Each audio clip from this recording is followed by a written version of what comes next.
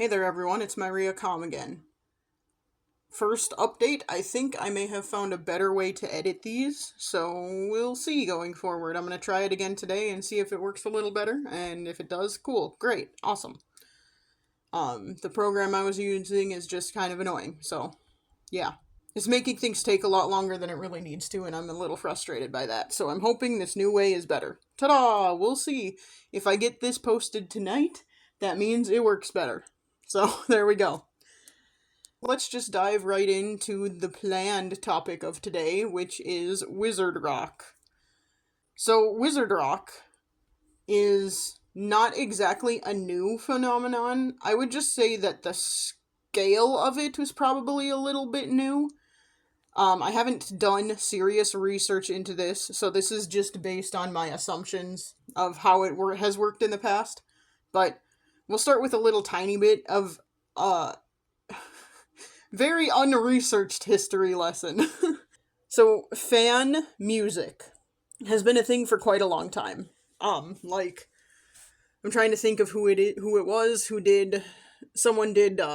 Johann de Meij is, I think, what his name is. He was a composer who did some Lord of the Rings music way back before, the movies ever existed. Before the idea of a film of the Lord of the Rings was even a thing. He did some, symphony versions of some Lord of the Rings music. I'm mostly aware of this because we, played it in band in high school. We played some of it. We didn't play the whole thing, but we played some of it. So, that is an example of fan music. A fan of the Lord of the Rings decided to write some music based on what he was a fan of. So there you go. It's pretty cool. There are plenty of other examples in more recent history. I'm pretty sure there have been other other songs that people have created that are based on the Lord of the Rings specifically, and other things. And when I'm talking about fan music, I'm not talking about this is music created for a movie or for a film. No, I mean a fan of that thing making music based on it, making music inspired by it, whatever. So that's just kind of been a thing off and on throughout history. But Wizard Rock is a very specific and different thing. Now, if you did not grow up in the early 2000s, you probably don't really understand the scale of what a phenomenon Harry Potter was. I'm not gonna talk about the author. The author is a piece of crap, and we need to not talk about that person and not give them any... I will give them credit for creating something that was a worldwide phenomenon and did get a lot of kids who probably had never been into reading really excited about reading, and that's great. And we can't take that away from anybody, really, but the author is currently, and has been for several years, a jerk, so we're not gonna give them any other credit. That's not true. We're gonna give them a little more credit in this recording, but, not enough credit to talk to them, or talk about them, or name them even, because screw you. But, yeah. So, Harry Potter was a big phenomenon. It got a lot of kids into reading. It got a lot of kids into going out to do stuff socially. And I'm saying this because I was also a hermit when I was a kid. I was bullied from a really young age, so I did not have a lot of friends, and I did not do a lot outside of school and school activities. But I did, for example, go to one of the book release parties at the local bookstore. So, it was a big deal to a lot of kids in the early aughts. And, yeah. And I still appreciate a lot the books. I will never ever say that the books are the most amazing thing ever written, but I still do appreciate them. And I appreciate the things that they inspired in me. They inspired me to do writing. I was already writing before that, but they inspired me to do specific writing. They inspired me to explore other ideas that I had never explored before, and that sort of thing. Again, I won't ever say that they're like the best writing ever or the most amazing thing that has ever existed, but I do give credit where credit is due, and they inspired a lot of people to do a lot of things. And one of the things that the Harry Potter books inspired was Wizard Rock. There was a huge phenomenon of fans creating music inspired by the books and based on the books. And here is where I will give the author some credit. The author, I don't know if they are the same way now. I do not know. But I will say that the author, at the time, when the books were coming out, and for several years after, was very much appreciative of fan work and willing to let fan work exist.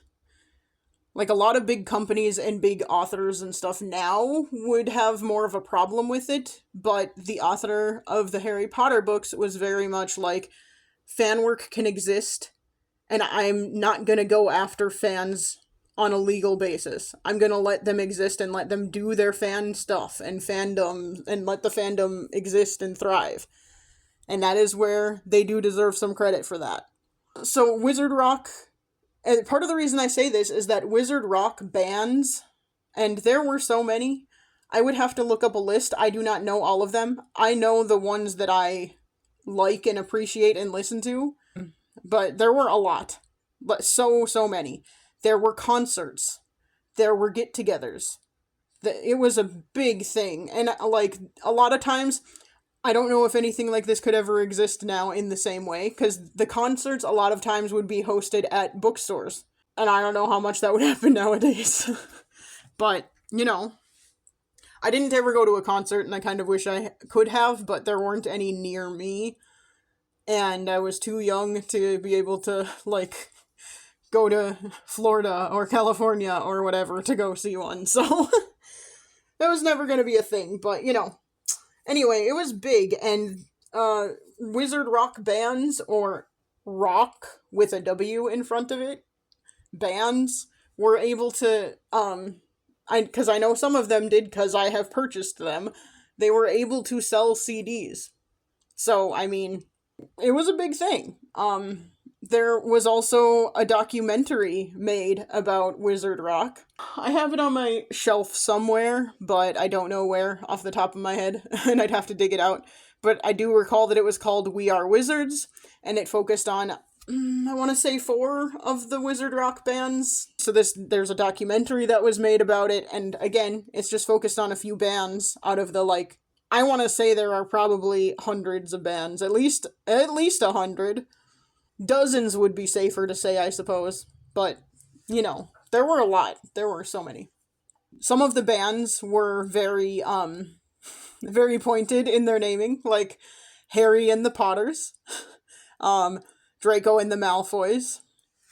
There were even some bands that had just names literally pulled from the book, like the Ministry of Magic. They are one of my favorite bands. Rock bands, specifically. The Moaning Myrtles. Riddle TM was one I really liked. It was a clever name, and then also, like, they have good music. Oliver Boyd and the Remembralls is another band I really like. Anyway, point being, there are a lot, and their names were really pointed, and then oftentimes their songs were about very specific moments in the books. Sometimes there were songs that are just tributes to characters, which are less about specific book moments and about the character themselves, and exploring the characters a little bit. It's just kind of cool. And so the reason that this ties into what I was talking about yesterday with nostalgia and all of that is we live in some kind of crazy times right now. We're living through, I mean, I'm just gonna say this. People can disagree with me if they want to. We are living through an authoritarian takeover of America right now. And not a lot is being done about it. And it's hard to live through these times.